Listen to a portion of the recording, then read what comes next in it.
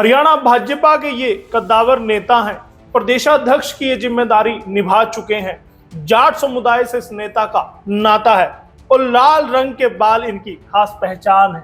राजनीति में तो नाम कमाया ही, साथ ही सोशल मीडिया पर भी इस नेता की जबरदस्त फैन फॉलोइंग है। काम है इनका राजनीति, नाम है इनका सुभाष बराला। आज के एसएनए में हम हरियाणा भाजपा के इसी कद्दावर नेता सुभाष बराला के बारे में जानें। कैसी रही उनकी राजनीति, कैसा रहा उनका कामकाज, हर एक बात आपको तफसील से बताएंगे, बस कहीं जाइएगा मत। नमस्कार, स्वागत है आपका एसएनए में। भारत आज का वो शो जो खबरों का विश्लेषण करता है। और खबरें होती कौन सी हैं? खबरें वो होती हैं जिनके बारे आप जानना चाहते हैं। वो राजनेताओं के बारे होती है, वो उन नेताओं के बारे होती है जो आपके आसपास हैं और उनके बारे आप स्पेशल न्यूज एनालाइज में जानना चाहते हैं।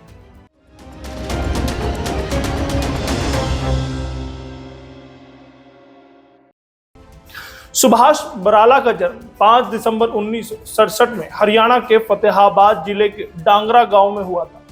उम्र की बात करें तो फिर बराला वर्तमान समय में 56 वर्ष के हैं।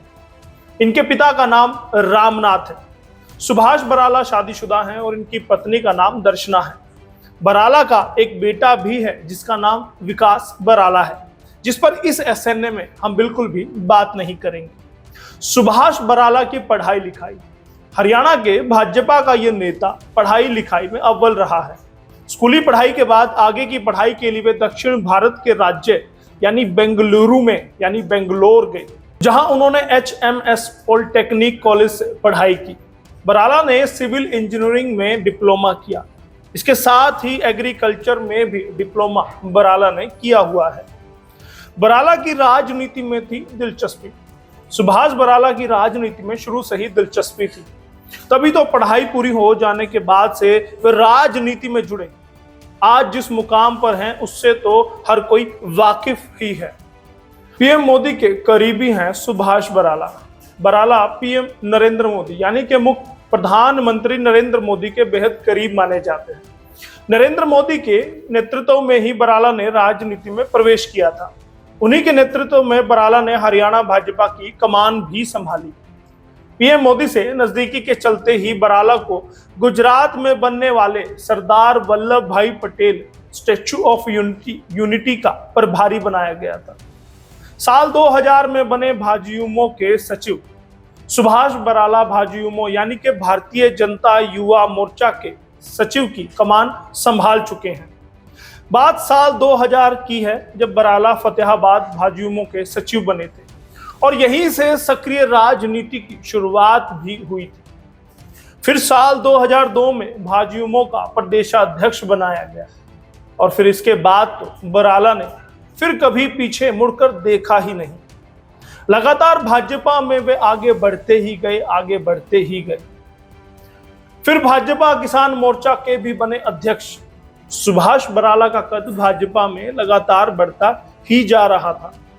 युवा मोर्चा से आगे बढ़कर बराला को भाजपा किसान मोर्चा का प्रदेशाध्यक्ष बनाया गया।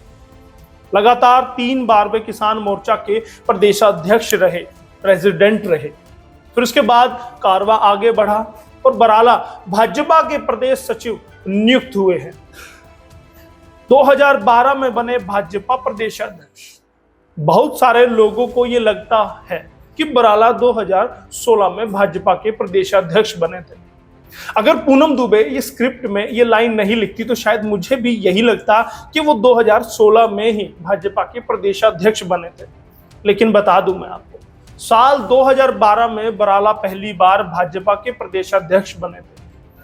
भाजपा ने पहली बार किसी जाट नेता को ये बड़ी जिम्मेदारी दी थी। बराला को प्रदेशाध्यक्ष बनाने में सबसे बड़ी भूमिका तो सीएम मुख्यमंत्री मनोहर लाल की थी। बराला को प्रदेशाध्यक्ष बनाकर पार्टी ने जाट समुदाय को साधने की जो कोशिश की थी वो सफल भी रही थी। पीएम मोदी और अमित शाह ट्विटर पर करते हैं फॉलो। अगर आपको ताज्जुब ना हो तो मैं बताऊंगा कि सुभाष बराला भाजपा के बीच में कितनी पैठ है। अंदाजा इसी बात से लगा लीजिए कि देश के प्रधानमंत्री नरेंद्र मोदी और केंद्रीय गृह मंत्री अमित शाह भी उन्हें सोशल मीडिया पर फॉलो करते हैं। सुभाष बराला की सोशल मीडिया पर फैन फॉलोइंग भी काफी अच्छी खासी है। इनके ट्विटर पेज पर अगर नजर डालेंगे तो फिर देखेंगे कि यहां पर 1,03,000 से ज्यादा फॉलोवर्स हैं। तो वहीं फेसबुक पर 1,33,000 से भी ज्यादा इनके फॉलोअर्स हैं।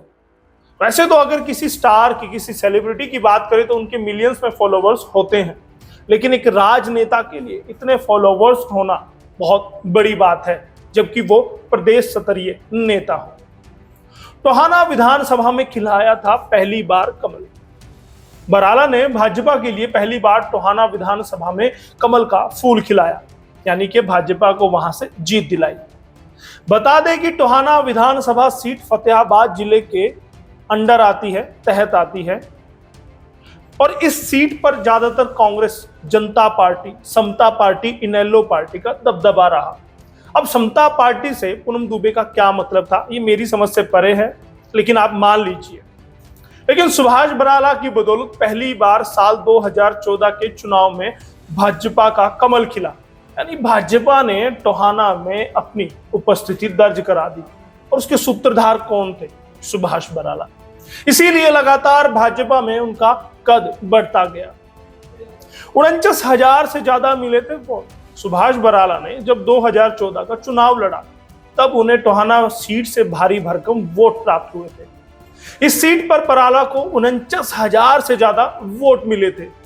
उस समय पूर्व मंत्री परमवीर सिंह को पटखनी उन्होंने दी थी, जबकि निशान सिंह जो जजपा पार्टी, जेजेपी पार्टी के प्रदेशाध्यक्ष हैं, उनको भी तकरीबन 8,000 वोटों से उन्होंने हरा दिया था।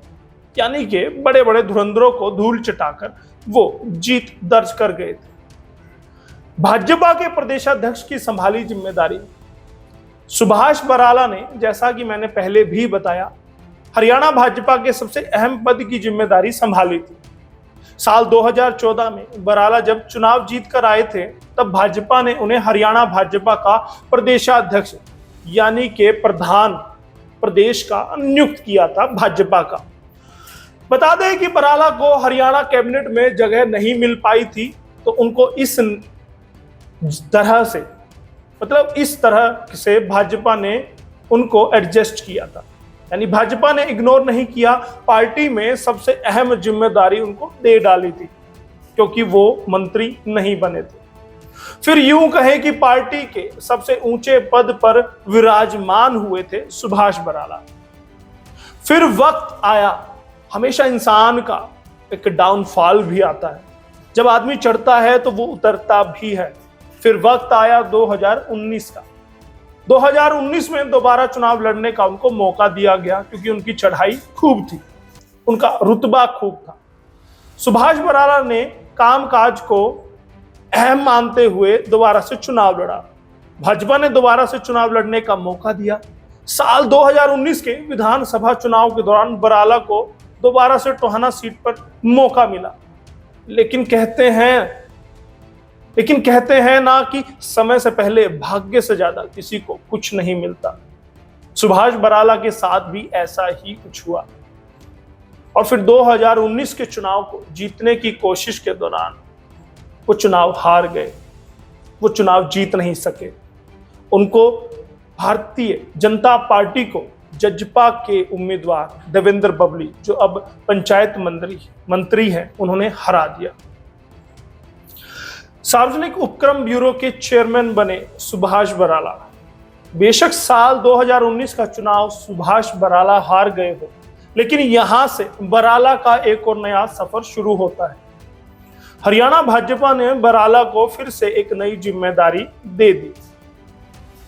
साल 2020 में बराला को सार्वजनिक उपक्रम ब्यूरो का चेयरमैन बनाया गया। बता दें कि अमूमन ये पद 1 साल का होता है, लेकिन बराला के कामकाज और राजनीतिक समझ को देखते हुए सार्वजनिक उपक्रम ब्यूरो का कार्यकाल फिर से 1 साल बढ़ा दिया गया। बराला का कार्यकाल 22 अक्टूबर 2022 तक के लिए आगे बढ़ा दिया गया। ऐसा नहीं कि वो सुर्खियों में रहे, वो विवादों से दूर रहे, वो विवादों में भी घिरे।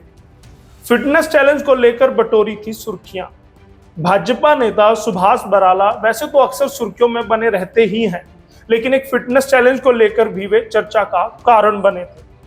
साल 2018 में जुलाई के महीने में सुभाष बराला ने एक फिटनेस चैलेंज लिया था, जिसमें कि वे भाखड़ा नहर में स्विमिंग यानी कि तैराकी करते देखे गए थे।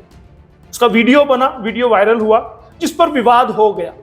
दरअसल उस समय में भाजपा के बड़े से बड़े नेता जनता को, चाहे वो केंद्र के हों चाहे वो प्रदेश के हों, बड़े से बड़े नेता जनता को फिटनेस के प्रति सजग करने में लगे हुए थे, क्योंकि प्रधानमंत्री मोदी ने ये मुहिम चलाई थी। तो वहीं इस राह पर चलते हुए सुभाष बराला ने भी फिटनेस का चैलेंज दिया और भाखड़ा नहर में कूदकर वे तैरने लगे।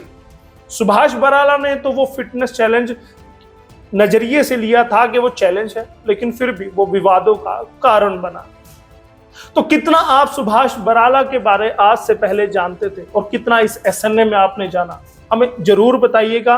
और आगे अगले एसएनए में किस नेता को आप सुनना चाहते हैं, किसके बारे जानना चाहते हैं और किसकी राजनीतिक सफर, व्यक्तिगत सफर के बारे जानना चाहते हैं, हमें जरूर बताइएगा। और धन्यवाद दीजिएगा एडिटर्स का, आप गौरव राणा का और धर्मेंद्र का धन्यवाद कर सकते हैं जो इस वीडियो को एडिट करते हैं। और स्क्रिप्ट राइटर का जिक्र हम बीच में कर चुके हैं, तो वहां उनका जिक्र करना बेमानी सा मुझे लगेगा। लेकिन कैमरे के पीछे दीपक का मैं धन्यवाद करूंगा, जो बड़ी शिद्दत के साथ इस वीडियो को शूट कर रहे हैं। भले ही वो सोफे पर विराजमान हो, लेकिन फिर भी उनका धन्यवाद रहेगा। देवेंद्र का धन्यवाद।